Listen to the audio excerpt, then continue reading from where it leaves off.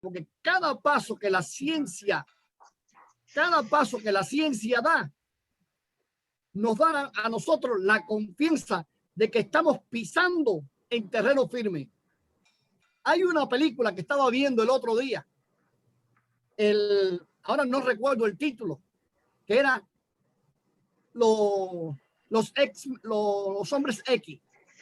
Entonces el profesor malvado venía y daba un paso, pum, pum, y los pasos que él daba en el vacío era como el electromagnetismo lo sujetaba. Y yo miraba y decía, caramba, es como el hombre de fe que camina hacia el vacío sin miedo.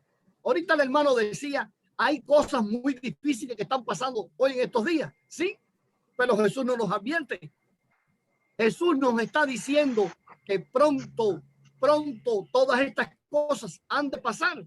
Y cuando estén pasando estas cosas, es para que nos gocemos internamente en que pronto vamos a estar con Él.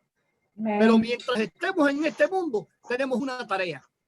Y la tarea es esparcir el evangelio, gozarnos con los que se gozan, llorar con los que lloran.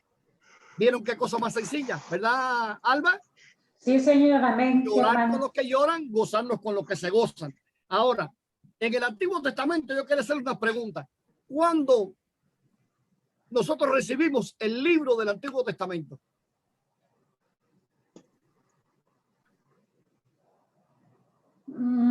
¿Puedo decir algo? Les estoy preguntando. Bueno, todos creemos que es en el libro de Malaquías, ¿no? Esa es la pregunta, ¿no? En el libro de Malaquías. No. Yo les estoy preguntando cuándo recibimos todo el paquete del Antiguo Testamento. Bueno, no. Vamos a ver la sangre joven que dice. ¿Dónde fue? ¿Qué dice la mamá? En la ley, en el libro de la ley. Ya no estaba allí, ya me vino en paquete, en paquete compilado por imprenta. Hermano, Jesús, mande algo. No fue cuando se dio la ley, no. No, miren, de hecho, nunca recibimos el Antiguo Testamento como tal. No.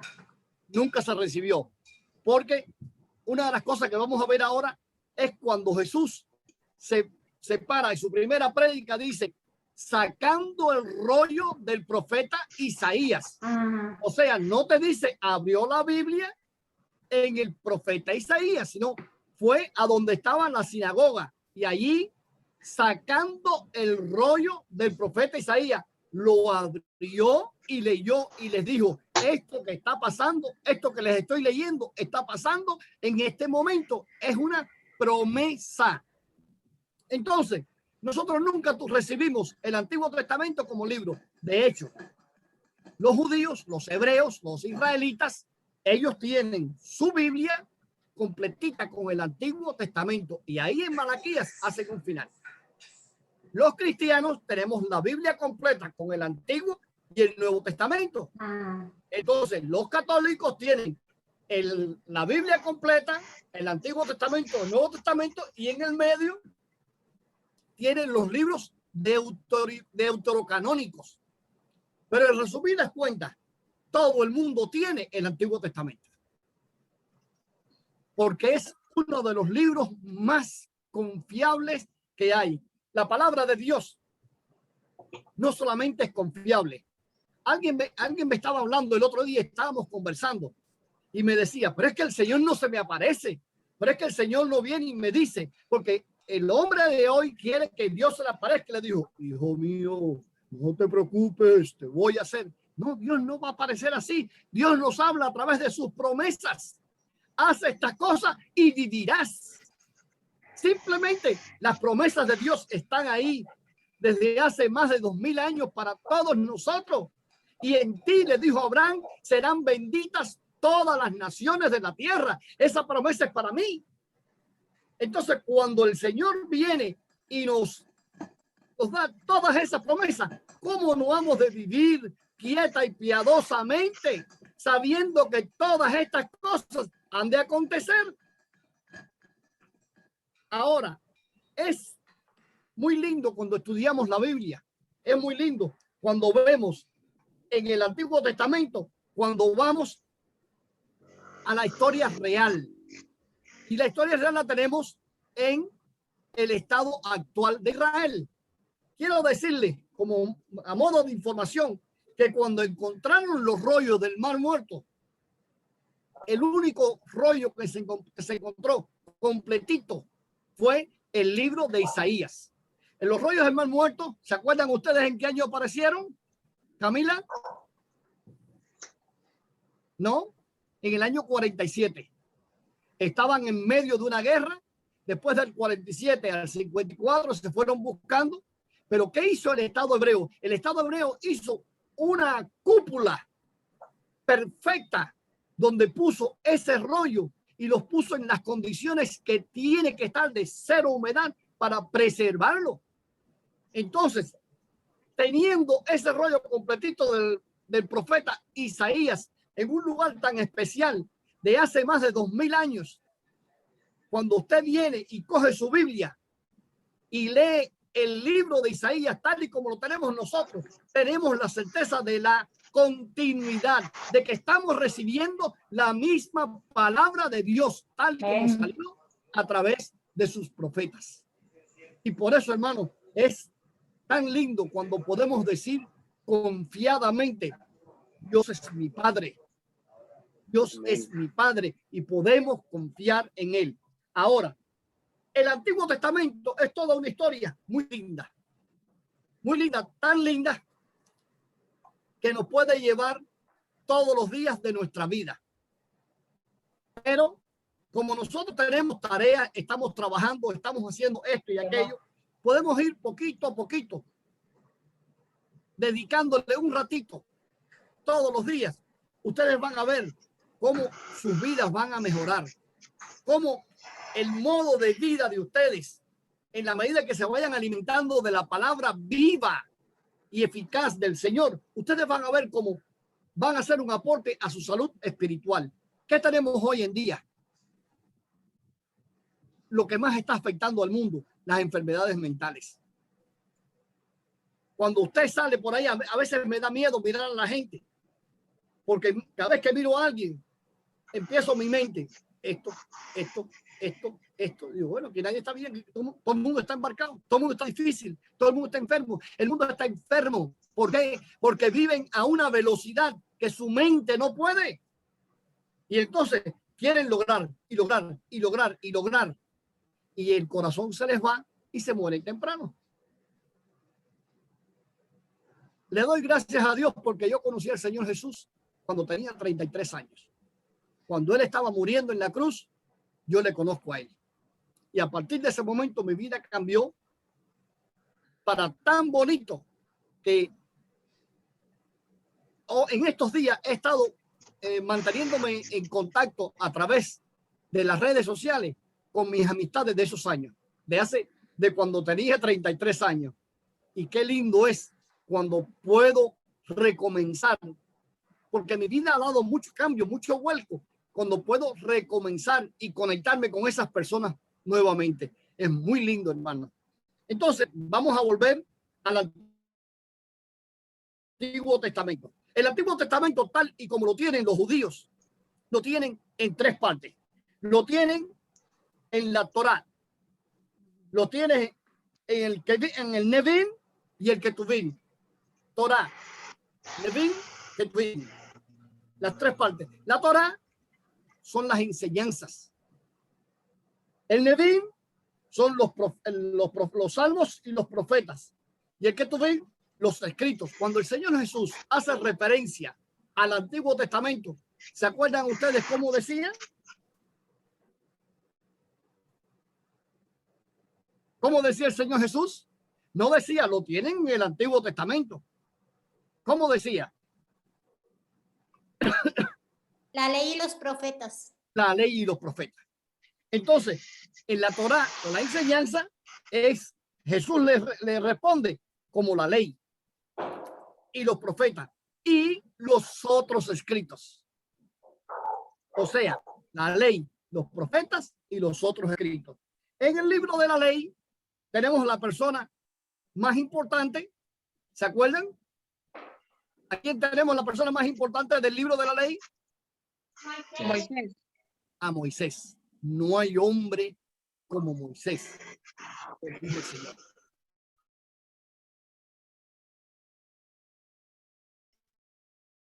Entonces Moisés escribe desde Génesis a Deuteronomio. Empezamos con el primer hombre, Adán. ¿Y dónde terminamos? Empezamos con Adán, el primer hombre. Y seguimos subiendo de Adán. Pasamos a la familia de Jacob. De Jacob pasamos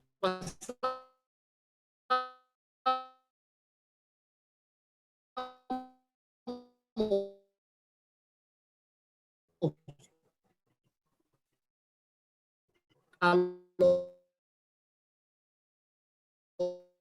12 patriarcas con José. ¿Recuerdan qué pasó?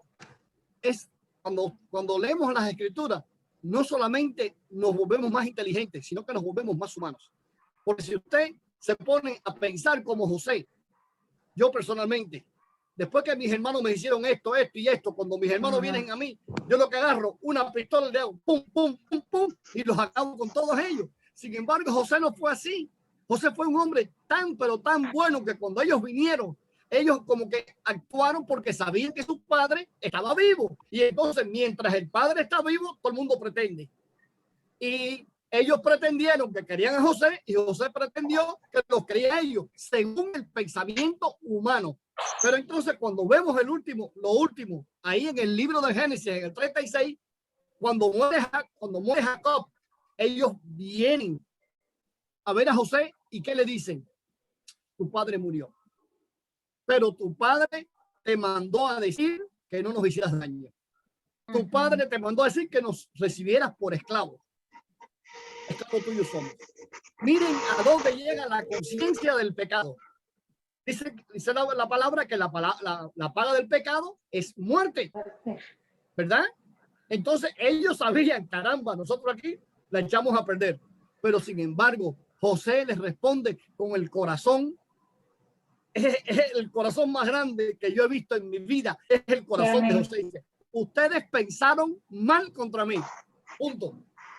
Pero el Señor lo torció para bien, para que vivamos todas estas cosas que estamos viviendo ahora y para que podamos subsistir en esta etapa tan difícil. Y gracias a la benevolencia de José, se salvó no solamente toda la nación hebrea, porque José les dice a ellos inclusive más, vengan hermanos, yo los voy a cuidar, no se preocupen, no tengan miedo. Y es lindo porque en los libros de historia, más adelante en los descubrimientos arqueológicos, hay una pirámide chiquitita que se está diciendo que descubriendo todavía qué es lo que pasa. Y en esa pirámide chiquitita está donde dice el extranjero. Muchos eruditos piensan que es una pirámide que le hicieron a José, pero José le pide a sus hermanos, yo voy a morir y no quiero morirme aquí, quiero que me entierren en la tumba de mis padres. Entonces, bueno, esa parte de la historia no lo cuenta la Biblia, no es tan importante, pero es muy excitante cuando podemos ver estas cosas. Entonces terminamos allí, terminamos en los libros de la ley, terminamos con Moisés y los 10 mandamientos. Perfecto. Ahora viene para los profetas, para los salmos y los profetas, que es el segundo libro. Pero fíjense bien, acuérdense que estos libros se conservaban en pergaminos, en rollos. Y estos rollos estaban en 3 distribuciones. La ley, salmos y profetas y los demás escritos. Entonces, en los salmos y profetas tenemos a los primeros profetas y a los últimos profetas. Fíjense bien la clasificación que hacen los hebreos. No es la clasificación. Mande usted, hermano. Carlos, dígame usted. No le oigo, hermano. Rocky, no le oigo.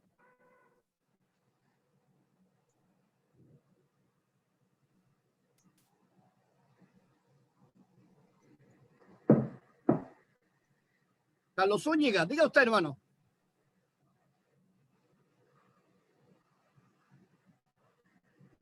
Le oigo, le oigo.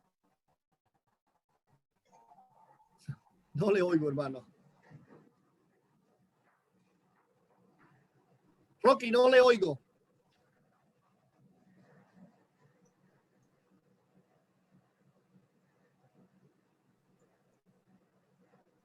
Él tiene que quitar el silencio del micrófono.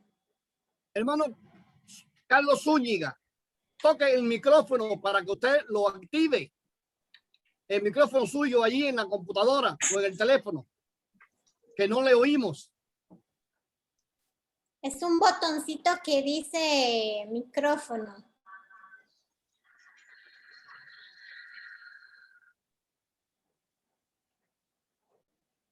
O silencio.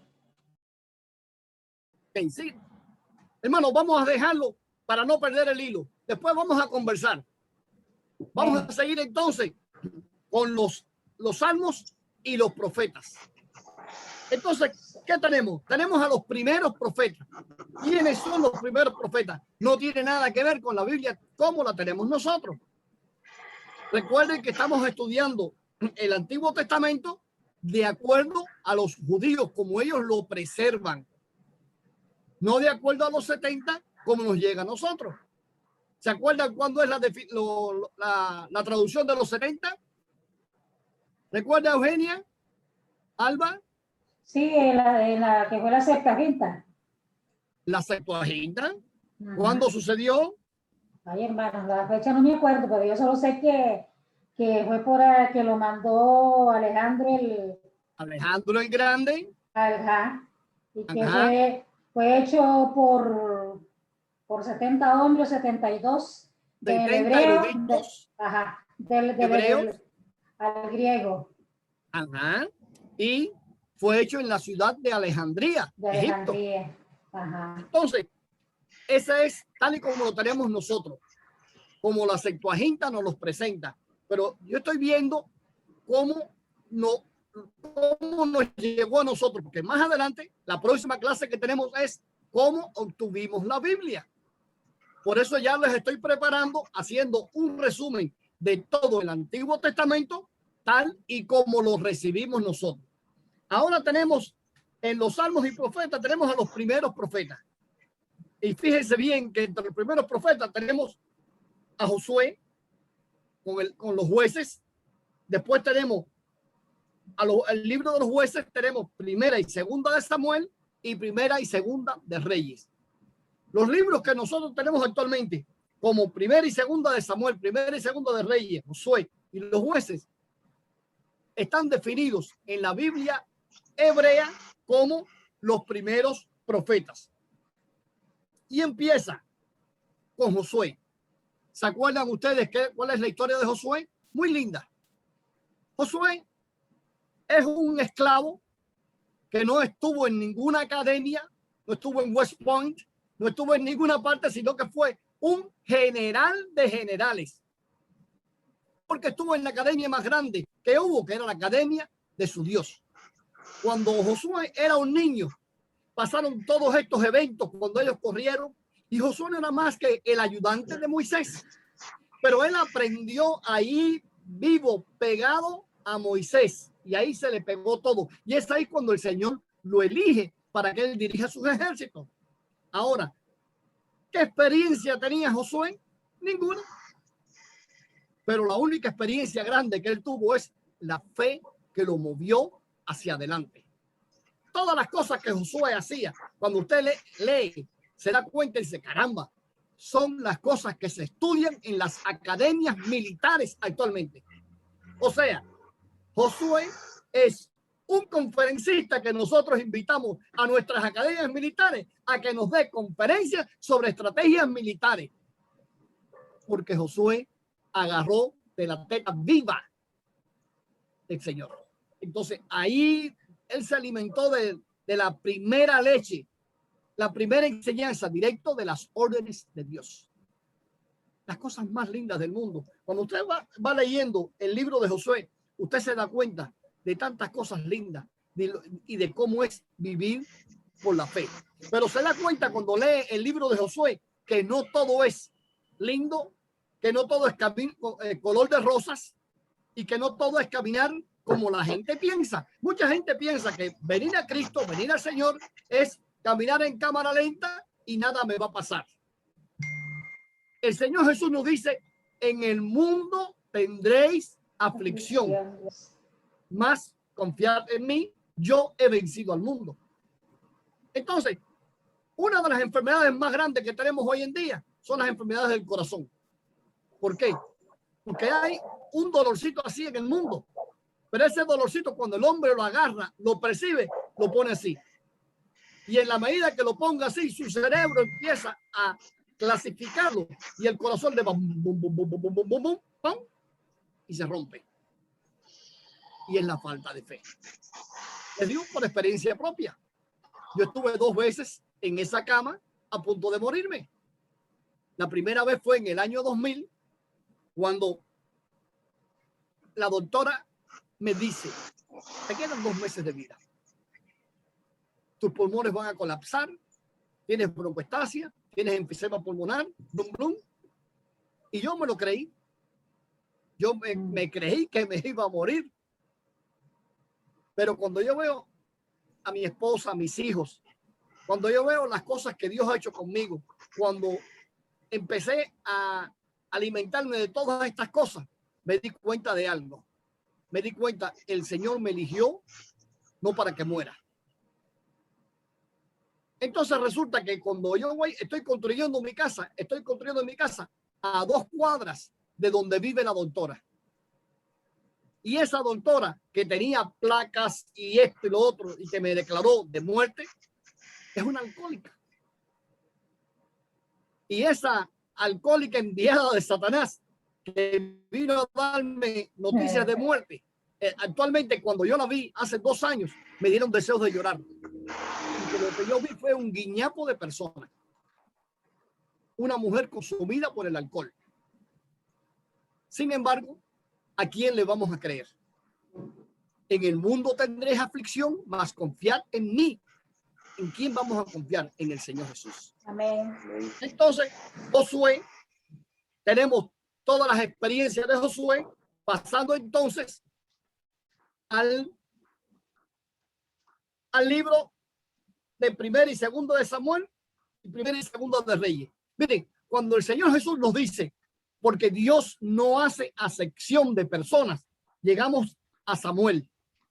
¿Y qué pasa? ¿Qué nos dice? A pesar de que Dios elige las 12 tribus, a pesar de que entre las 12 tribus Dios elige a la tribu de Aarón para que sea el sumo sacerdote, ¿qué le pasó a Aarón?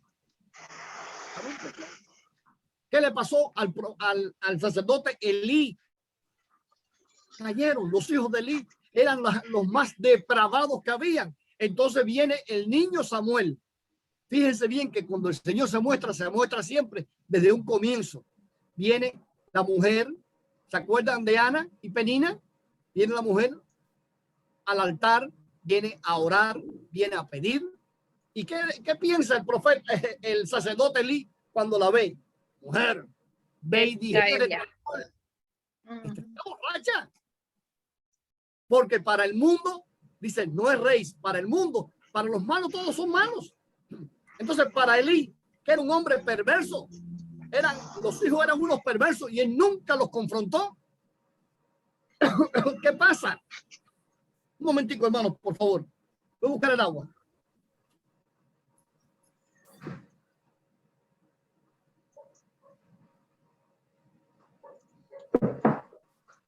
Disculpen ustedes, tengo que engrasar las cuerdas vocales.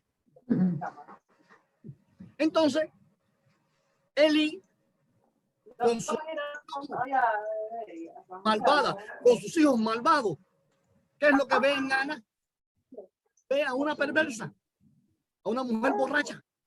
Sin embargo, Ana va y con esa humildad dice, no, Señor, yo me estoy derramando mi espíritu delante de mi Dios. Entonces, él se choca, porque al final, por muy malvado que sea la persona, siempre tiene un poquitito de algo bueno.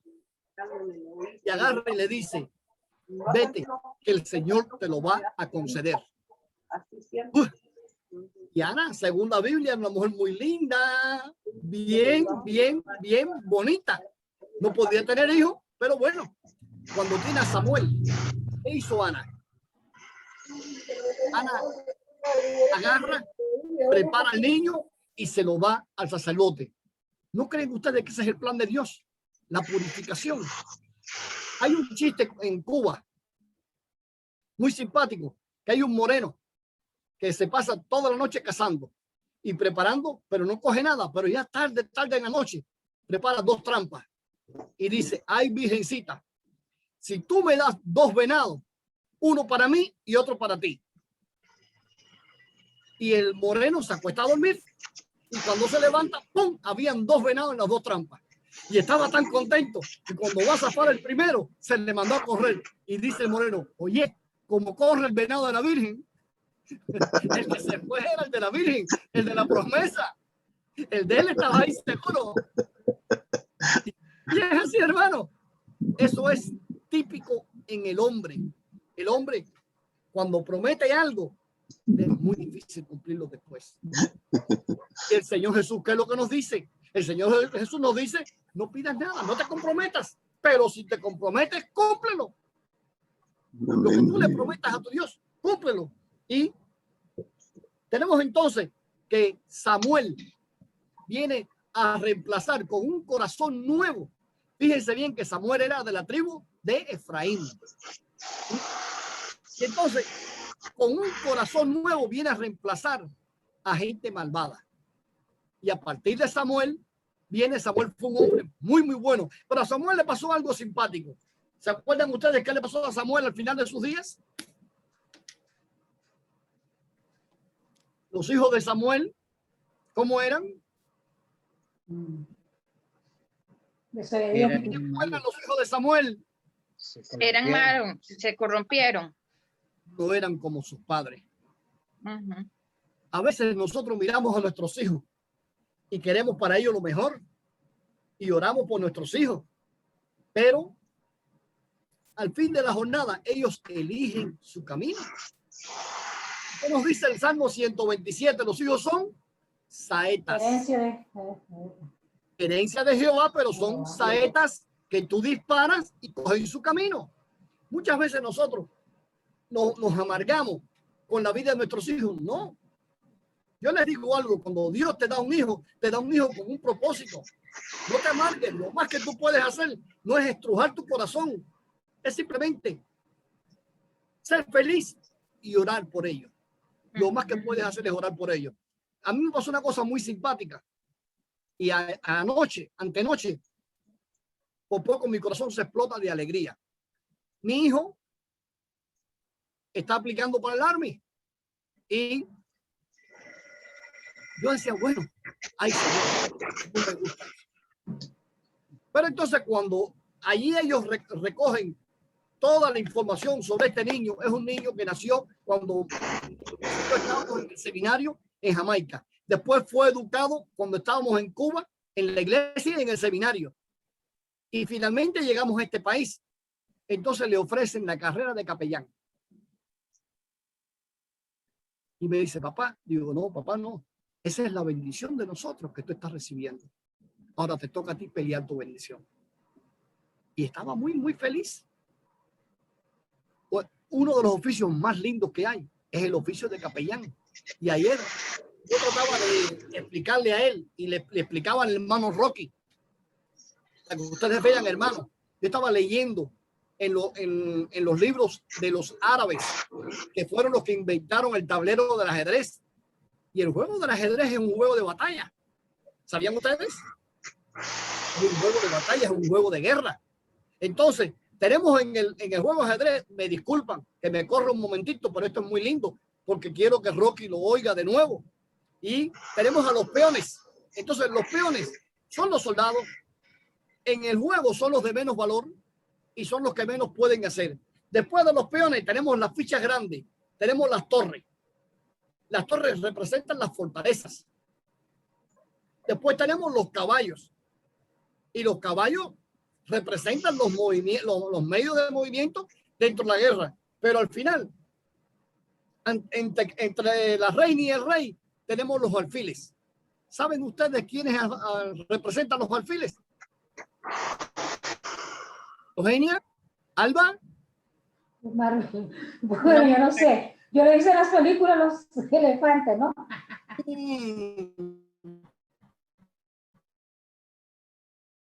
Miren qué cosa más linda. Los alfiles representan obispos, y los obispos son los predicadores. Después de la reina y el rey están los obispos. Y quiero decirles a ustedes, es un juego que tiene más de 3.000 o 4.000 años. Y ahí estamos nosotros. Miren qué oficio más honroso cuando todos nosotros queremos que nuestros hijos sean médicos o abogados. Sin embargo, en el juego del ajedrez vemos que el oficio más importante que está al lado del rey son los obispos, son los predicadores. Fíjense bien que Dios tuvo un solo hijo y su hijo no fue ni médico ni abogado, simplemente fue predicador. Así que hermano, diga, hermano. Hermano, relacionado con lo de Samuel, ¿verdad? Y Samuel era, Dios lo tenía ahí donde estaba. Lo que pasa que tal vez no tuvo tiempo de ver qué era lo que hacían sus hijos, ¿verdad? Y entonces a la hora que él tenía que disciplinarlos, tal vez no tuvo lo suficientemente, digamos, autoridad, y ellos no le hicieron caso. Entonces eso en veces pasa. En cambio, cuando Samuel nació, su mamá lo que había prometido lo hizo. De hecho, creo que era Elías el que no quería que se fuera ese mismo día. Entonces ella muy de temprano lo agarró y se lo llevó para el templo y ahí lo dejó, ¿verdad? No se lo guardó un ratito y dijo, ay, voy a estar con él un ratito y lo voy a disfrutar, sino que cumplió lo que había prometido de inmediatamente. Y dura esa promesa, ¿verdad? Porque usted es padre, usted es madre, yo soy padre. Y verdaderamente mis niños cuando estaban chiquititos, yo los veía. Y mire, hermano, en Colombia hay unos amigos de nosotros que son dueños de finca, que ellos agarran, dicen que cuando el hombre está bien sudado, con mucho mal olor, ¿cómo le llaman ustedes a este olor de aquí? Debajo del brazo. En Cuba le dicen grajo. En Colombia, no me acuerdo cómo le decían, pero dice que cuando usted coge el hombre sudado con buen mal olor bajo del brazo, le agarra así en el hocico a la ternerita o al ternerito, que después que ese toro y esa vaca sean grandes, donde quiera que usted vaya, vienen corriendo usted como un ternerito. Vienen corriendo. Y mis hijos, todos ellos venían y se acostaban a dormir arriba de mí, debajo de mi brazo. Y mi esposo me decía, no puedo creer que tú me hayas hecho esa porquería, mis hijos. Y no es así, hermano. El niño siempre busca la protección del padre.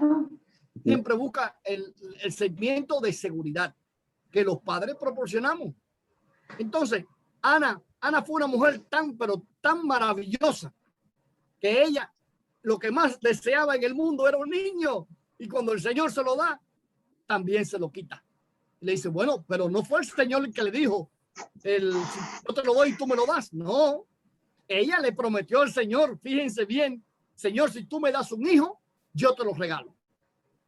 Pero después dice, la recompensa fue, y el Señor le dio más hijos a Ana. Siempre que hacemos un negocio con Dios, es muy bueno para nosotros. Lo que pasa es que hay negocios que te arrancan el corazón. Yo me imagino que para Ana fue difícil porque Ana podía venir al año, una vez al año después, y le traía un efod, un vestidito de lino que le preparaba todo el año para su niño. Así creció Samuel.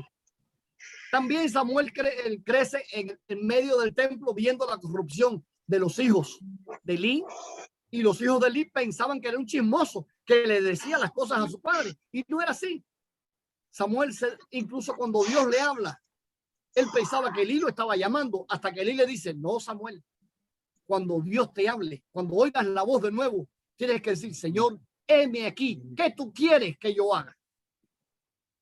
Y después de Samuel se siente muy disgustado cuando el pueblo empieza a pedirle un rey como los otros pueblos.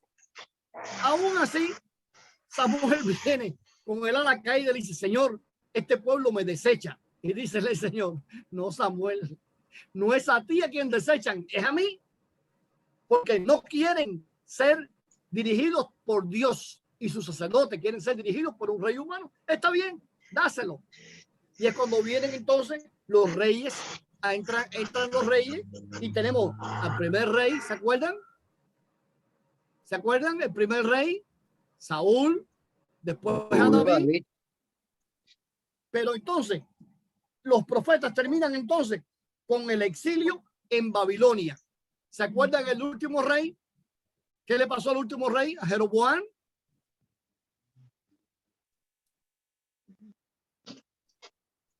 No. Viene el rey de Babilonia, Nabucodonosor, Los dos colgaron. A los dos. que mató a los hijos delante de él para humillarlo y lo trae preso, ciego, pero aún así lo dejó vivir en su corte como uno más, pero uno más de altura. Entonces, el rey Jeroboam vivió en Babilonia, pero vivió en la corte comiendo de la mesa del rey.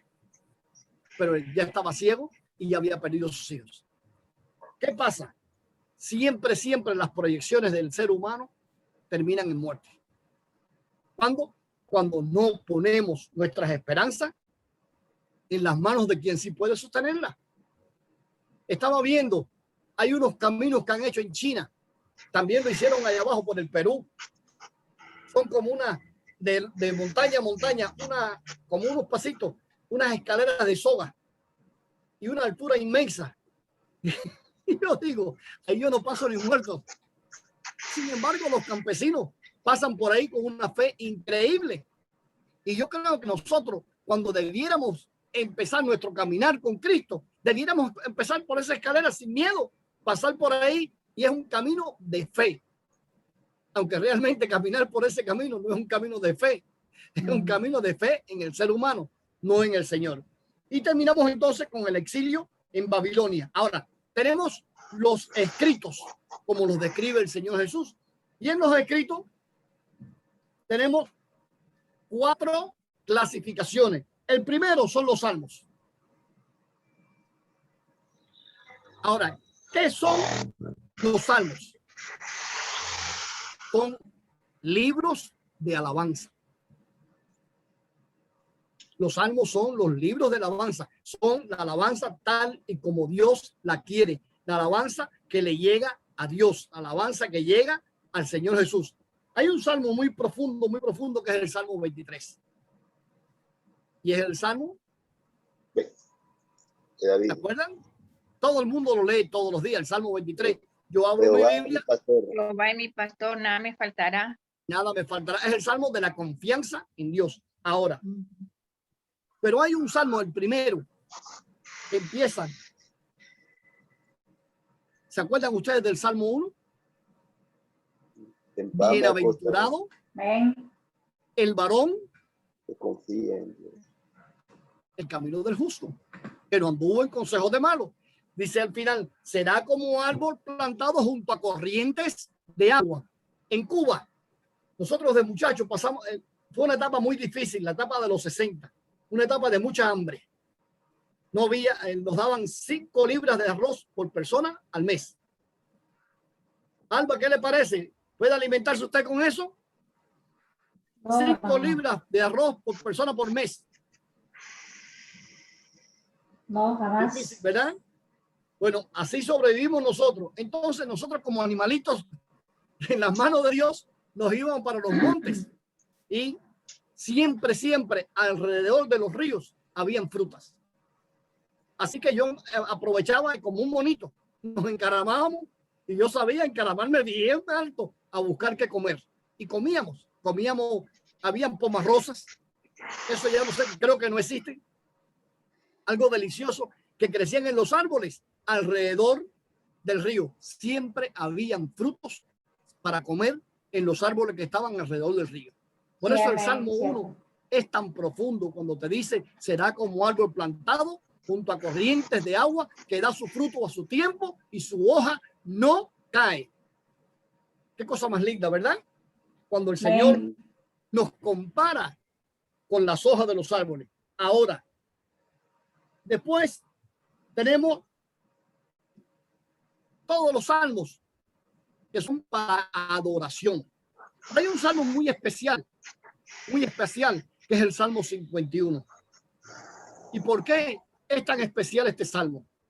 Hermano, ¿qué nos ha pasado a nosotros siempre que caemos en pecado?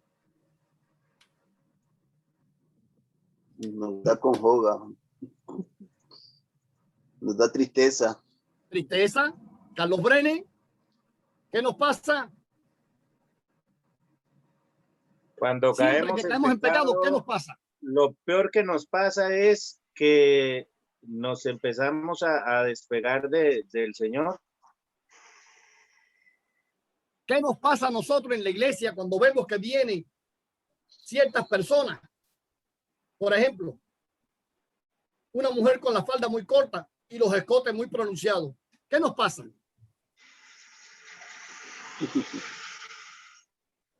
Bueno, la mayoría de la gente se siente admirada y algunos se sienten ofendidos. Realmente nos sentimos ofendidos. ¿Qué hace esta gente aquí en la iglesia? ¿Qué hace esta escoria aquí en la iglesia? ¿Verdad? Sí. Ese es el pensamiento de nosotros. Sin embargo, vamos a compararnos todos nosotros con el rey David. Dice la Biblia, palabra de Dios, que no había un hombre en la tierra como David con el corazón para con Dios. Y yo les pregunto a ustedes, ¿han estado ustedes antes con una mujer que les dice que está embarazada y mandas a matar al marido? ¿Hemos caído nosotros en ese hueco tan profundo? Asesinato y junto con adulterio. No. Nunca hemos caído ahí, ¿verdad? Sin embargo, ¿qué hizo el rey David? Viene en el Salmo 51, viene el profeta Natán y le dice, recuérdense siempre que el profeta tiene que ser una persona muy, pero muy astuta, muy inteligente. Y viene el profeta y le dice a David, hay un hombre que tenía muchas ovejas. Sin embargo, hay un pobre que tiene una sola. Y este hombre rico vino a alguien a hacerle visita y mató la única ovejita que tenía aquel hombre para darle a sus amigos. ¿Y qué dice el rey David? El tal muera. Ajá, lo juzgó. No, David rápido, cuando usted es para condenar a los demás, ¡pum! Mátalo. El tal muera. ¿Y qué le dice el profeta Natán? ¿Eres tú? Ese hombre eres tú. Eres tú. Tienes 1000 mujeres. Tienes 1000 mujeres, caramba. Y vienes a fijarte en la única. Pero es que cuando tú te pones a leer la Biblia, es para que se meta por dentro por la sangre, porque cuando David vio a Isabel, la vio desnuda. Pero dice, en los tiempos en que los reyes iban a la guerra, David no estaba en la guerra. ¿Dónde estaba el rey David? En la casa. Ese día estaba en la casa. En su recámara, paseando. Estaba ocioso, estaba tirando rico. Estaba ocioso. Ocioso es la palabra. Entonces, hermano, a alguien le pasó algo similar en el Génesis. ¿Recuerda Judá con Tamar? No, pero bueno, la historia de Judá con Tamar es un poquitito menos mala. Porque cuando viene en la afección suya para con sus hijos, nosotros somos muy sobreprotectores. Y Judá viene, se le mueren los otros hijos, y ese chiquitico dice, este no lo suelto. Sí, pero no se lo suelto porque esta mujer me lo está matando. Y era entenderlo. Pero aún así, porque yo soy padre, pero también soy abuelo. Y como padre nosotros tenemos la tendencia a actuar. Ahora, en el caso de David, después manda a averiguar quién es esa mujer. ¿Y qué le dicen? Se llama Bexabé, es la mujer de Uría y es la hija de Eliam. Y usted dice, bueno, y un abuelo terrible. O sea, 3 hombres estaban al servicio de David. El abuelo, Ahitofel, consejero del rey David. Eliam, capitán de la guardia de David. Urías, soldado valiente de los 30 de David. O sea, David no. Él viendo la mujer, la belleza de la mujer, las compulsiones. Si yo llego a mirar y tengo 1000 mujeres al lado de acá y las comparo, yo estoy convencido de que había una que era más linda que Betsabé. Pero los ojos de David no fueron así. No fueron buenos, fueron malos. Y fíjense bien que traicionó a 3 personas. Traicionó al marido al extremo de que lo mandó a matar. Pero ¿y qué es del papá de Betsabé, Eliam, que era capitán de la guardia? ¿Ustedes creen que Eliam se quedó con las manos cruzadas? Pero después vamos a ver a este personaje que sí resonó en la historia, Ahitofel. ¿Saben la historia de Ahitofel?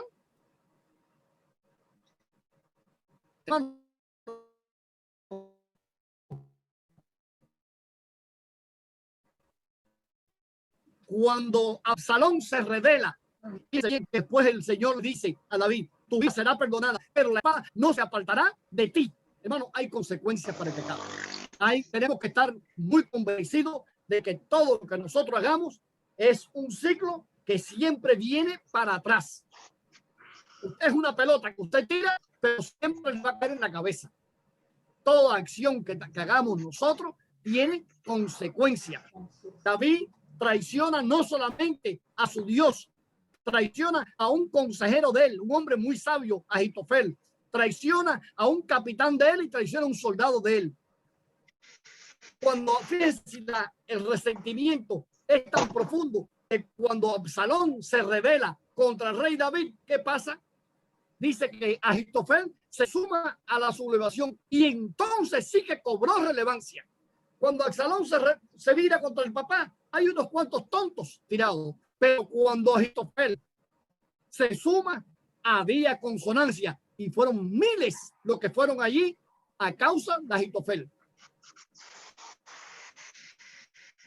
¿Saben la historia? Búsquenla, hermano, para que ustedes se den cuenta qué cosa más linda, qué historias más lindas tenemos en la Biblia. Entonces, el resentimiento de Ahitofel, es verdad que David lo que hizo fue miserable, pero muchas veces las cosas miserables que nos pasan a nosotros no es para que las condenemos, no es para que usemos una espada o una pistola y ¡pum! Y le demos solución. Todo lo que nos pase en nuestras vidas es para que lo pongamos en las manos de Dios, para que tengamos el corazón de José y sepamos perdonar. Amén. Cuando el Señor viene y le preguntan, ¿cuántas veces debo perdonar a mi hermano? 7 veces. 7 veces. Hay una historia que me cuentan unos amigos míos de Cuba y ya yo no sé si es fábula o es historia, pero es simpático. El padre siempre le dice al hermano mayor, oye, todo lo que tu hermano te haga tienes que perdonarlo. Pero mira, vamos a hacer una cosa. Cuando tu hermano te haga algo, tú cuentas desde 1 hasta 100 y vas a ver como todo. Y el padre en el momento en que el hermano tiene al otro amarrado, está contando 1, 2, 3, 4, 5, 6, 7, 8, 9, 10. Lo tiene amarrado. Dice, pero yo te dije que contaras hasta 100. Estoy contando, pero lo tengo aguantado para que no se me vaya.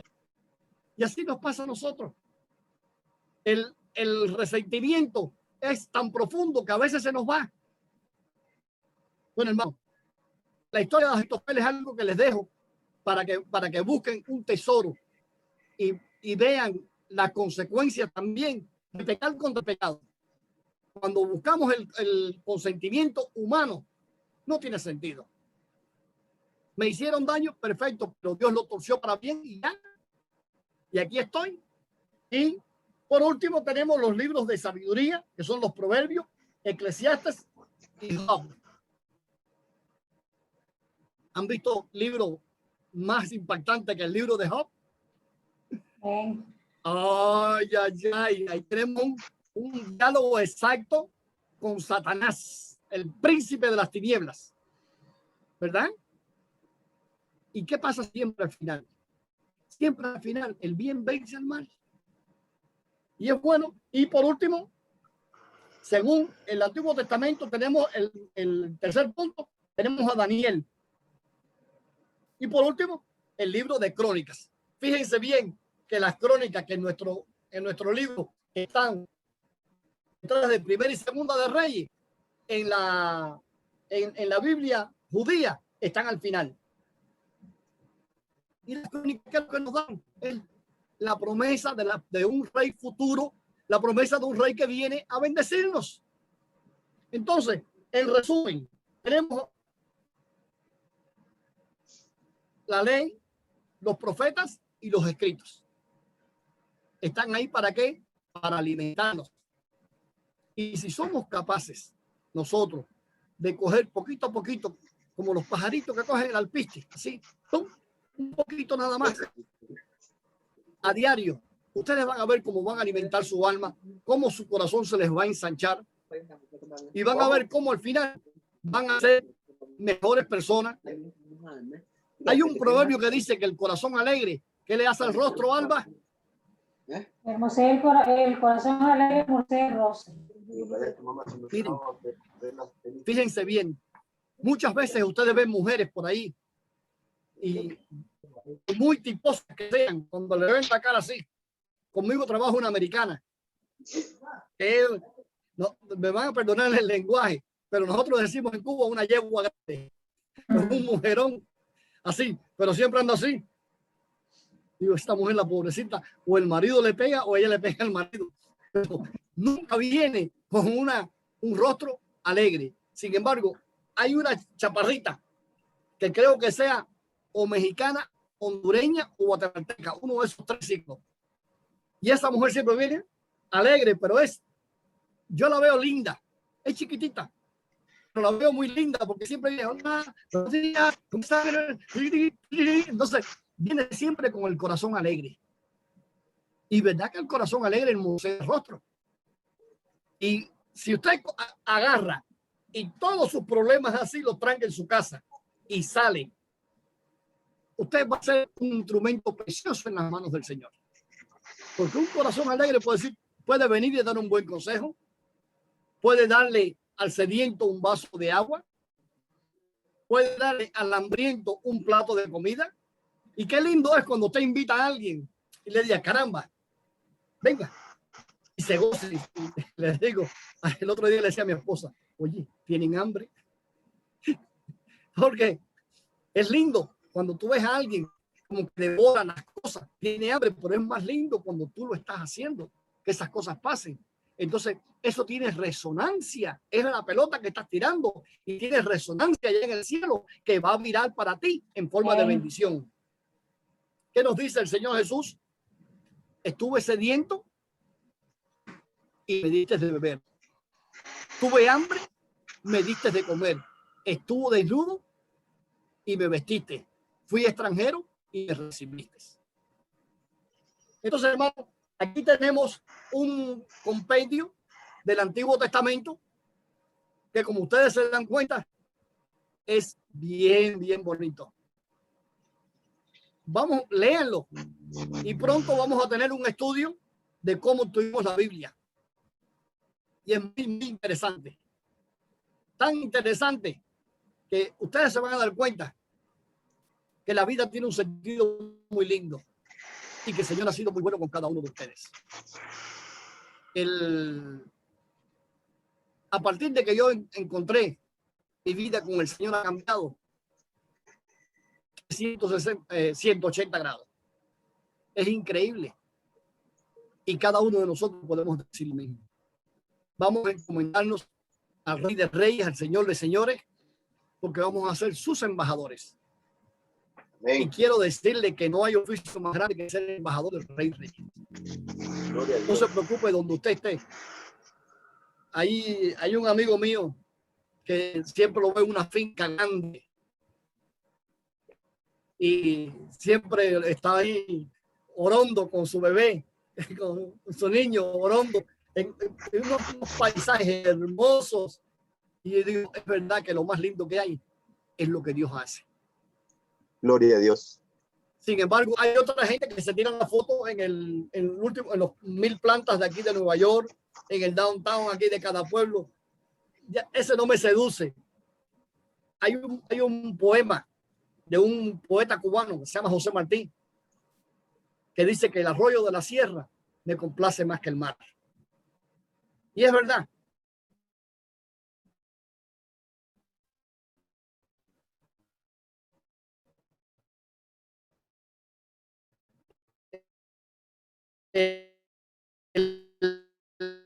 La vida de él, cuando llegamos y nos paramos frente a un río, a estos pasajes tan bonitos de Costa Rica, los ojos se nos recrean.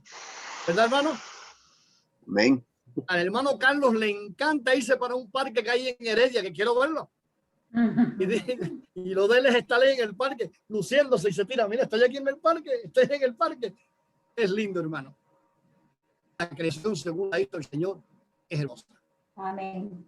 Y es más hermoso cuando nosotros podemos encontrarnos en su creación. Y es más hermosa cuando nosotros tenemos una función del Señor. Y quiero decirle que no tiene que ser dedo gordo, ni puño. Siendo el dedito chiquitito, siendo la uñita del Señor, podemos hacer tantas cosas. Amén. Juntos podemos hacer muchas cosas. Amén. Y es mi propósito en el Señor tratar de mostrarles a ustedes un camino justo. Y no les terminé el Salmo 51. Cuando Natán viene y le dice a David, tú eres esa persona. ¿Qué hizo David? Carlos Brenes, ¿qué hizo David? Contra ti, ¿En qué momento, hermano? Cuando viene el profeta Natán y le dice, tú eres esa persona. Ah, ahí entonces reconoce y confiesa su pecado. Ajá. Pero Y dictó su él no va sentencia. por ahí, él no va por ahí diciendo, ¡ah, qué miserable soy! Él no va golpeándose, No, él no va con un látigo golpeándose, no. Él va para su alcoba, él coge su arpa y se pone a cantar y se pone a alabar a Dios. La alabanza al Señor en medio del dolor es lo que nos vivifica, es lo que nos purifica. Por eso el Salmo 51 es tan importante, porque no es como nosotros lo tomamos. Amén. Cada vez que hacemos algo que desagrada a Dios, ¿ustedes creen que a Dios le desagrada más la consecuencia de que tú te arrastres en el piso? ¿La consecuencia de que tú te apartes? No. Cuando hacemos algo que desagrada a Dios, no podemos apartarnos de Dios, tenemos que acercarnos más, porque cuando más lo necesitamos. Por eso, cuando usted vea a un homosexual pegarse a la iglesia, está pidiendo a gritos. Amén. Está pidiendo a gritos. Yo necesito a Jesús. Y yo tengo un caso en un pueblo que se llama Las Tunas, allá en Cuba. Uno de los alumnos míos tiene un vecino homosexual y aquel hombre llegaba y en medio de la noche se paraba y decía aleluya y gritaba y golpeaba porque era la única forma que él tenía de vencer la tendencia homosexual. Acercarse al Señor, exaltar al Señor, buscar la Biblia, buscar de Dios. Y la gente decía que estaba loco, pero no estaba loco. Estaba en el camino correcto. La única forma de vencer, de sobreponerse al pecado, es acercarse a Dios, porque Dios es la fuente de toda vida, de toda sabiduría. Es la fuente que nos va a vivificar a nosotros. Y entonces miramos al Salmo 1, vamos a hacer como árbol plantado junto a corrientes de agua que da su fruto a su tiempo. Fíjense bien, la palabra da su fruto a su tiempo y su hoja no cae. Hermano, aquí terminamos. Creo que cubrimos un espacio muy grande en un tiempo muy chiquito, con historias muy lindas que les descubrí para ustedes, pero para mí fue muy placentero. Amén. Poder compartirlos con ustedes. Gloria a Dios. Carlos Zúñiga, usted quería decirme algo, hermano. Pero no tiene el micrófono quitado. Rocky, mira a ver cómo le quitas el micrófono a Carlos Zúñiga. Hang on un momentito. Ok. Otra vez. Carlos Zúñiga. Look how you can get Carlos Zúñiga. He wants to speak. He wants to say something. Ok. Necesita poner su micrófono.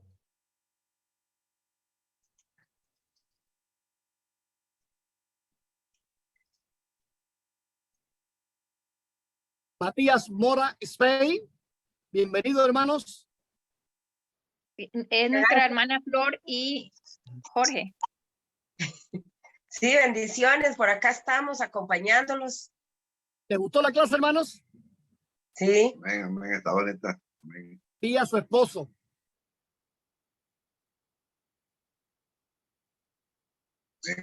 Lo vi con mucho su actitud.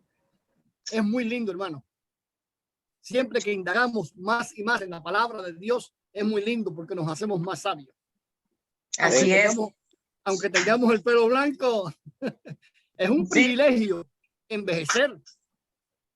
No muchos tienen ese privilegio. Sí, gloria a Dios. Carlos Zúñiga. Camilita, ¿qué te pasó? ¿Por qué te me quitaste, Camila? Vamos a poner el micrófono.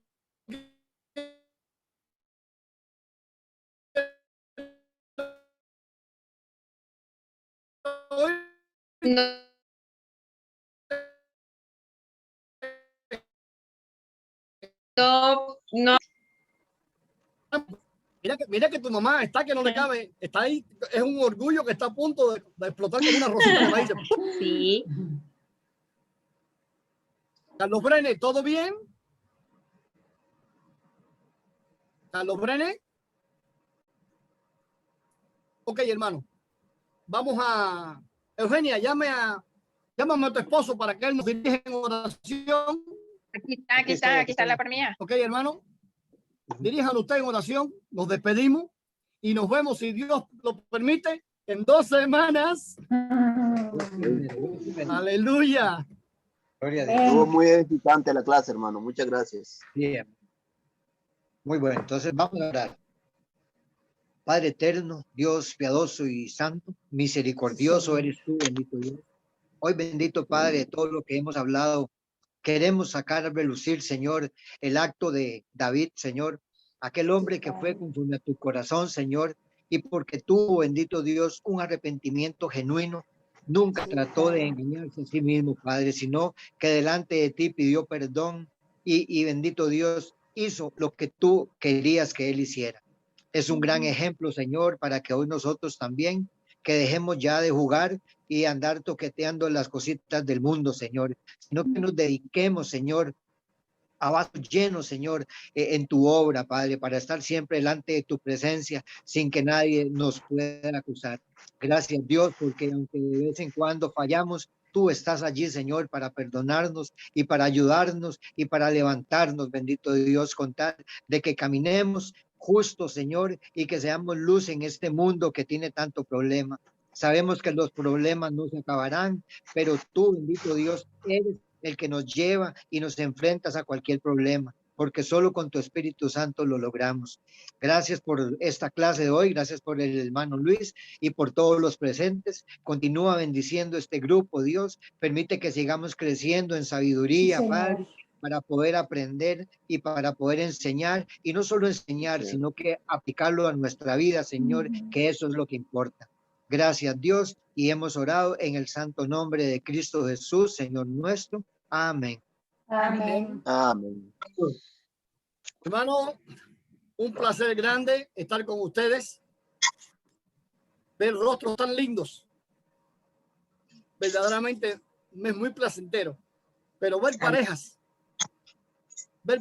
envejeciendo juntos es maravilloso. Amén. Yes. Es maravilloso. Y ver gente peinando canas.